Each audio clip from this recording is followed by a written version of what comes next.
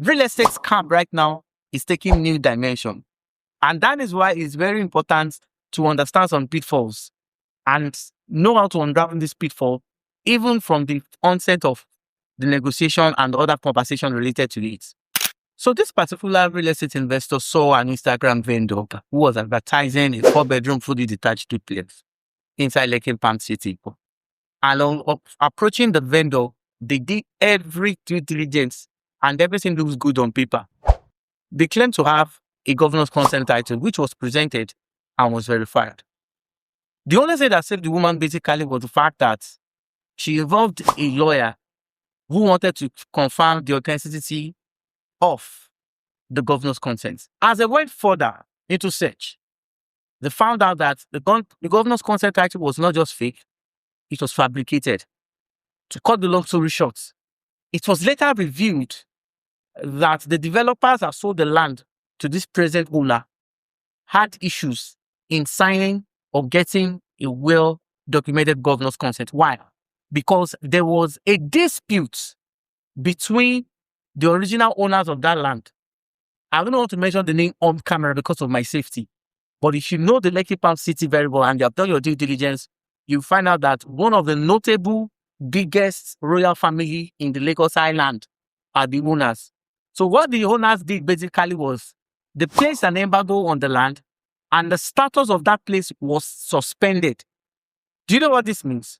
That means that if you buy the land, you cannot perfect your documents. You can't get the governor's consent title or even a registered survey. Because you see, the original owners of those land claimed that the land was fraudulently sold to developers who failed to do their necessary due diligence. And that was how this woman was saved. Lagos real estate market is very, very dicey. As important as investing is, it is also important for you to understand the game, the necessity, and of course, the safety of your investments. Now, that is not all. There was also a simple scenario of a developer in a Lekki that claimed to be selling a government allocation. Now, the client reached out to me and our team, we decided to go into due diligence. We found out that the allocation had what we call a demand notice. Now, let me explain what the demand notice is. A demand notice is a document that shows that the government allocation process has not been completed. And in situations like this, you are not supposed to sell the land or the property as government allocation. Now, what is the danger of the demand notice? Now, the demand notice is for a specific period of time. And in a situation whereby the real estate developer fails to meet up with the financial obligations of that demand notice, that government allocation title will be revoked. It is quite unfortunate that a lot of real estate investors, because of trends, have jumped into that offer. The only prayer right now they should be praying is that nothing should do the developer, and Satan should not make developer to be greedy, not to pay off the total amount of money that is required for that demand notice to become a well-registered title in Talausa.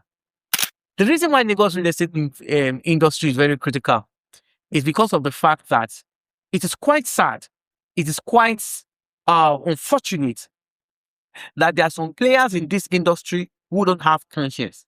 There are some players in this industry who does not send G. They don't care if you are buying 80 million, 15 million. To them, it's just a number. And if you think you will take them to court, that you have a file, by the time Nigerian court begin to adjust the case, now you go use your hand, tell the judge, say you need to do court case again. Because you see, the judicial system has not been what it is. And this is explained the reason why a lot of most of these people are getting away with other fraudulent activities. Dear real estate investors, most government allocations are not government allocations. I'm not saying this because I'm saying this because I have evidence, I have proof. We've done a lot of search in that axis, and I can tell you that it is quite unfortunate that in this time and age, some people are still parading falsehood to get money out of real estate investors' pockets. So these are some of the things you need to understand. So in buying real estate, number one, you need to ascertain don't assume. Number two, you need to look beyond reputation, because you see, even the most reputable brands have been caught in some different aspect of compromise. And this is why it is very important that you don't take them by their words. Verify the authenticity before you buy. Because you see, if you get to a point, basically, that even some of the investment you are doing, see, Lagos is a very, very risky state for investment. But you're a realtor, you should not be saying this off camera. You are discouraging real estate investor. No, there are some investments you will do that you know you have done the right investment. And there are some investments that you will do that you don't know the soothsayer to tell you that you've gotten yourself involved in trouble. Why? Because you see, there's some political side to investment. There's some political side to title documentation. There's some political side to even land allocations. And that is why is that when you are buying, you don't compromise on integrity. You don't compromise on experience. And number three, you don't compromise on the organizational structure of who is selling to you. If these three things are not well guaranteed, coupled with the fact that you've done your own personal due diligence, you might just be throwing your hard-earned money into a flowing ocean of water. And what they say is enough for the wise. Thank you very much for watching this video. I'll see you in my next video. Don't forget to subscribe, like, and share. Bye for now.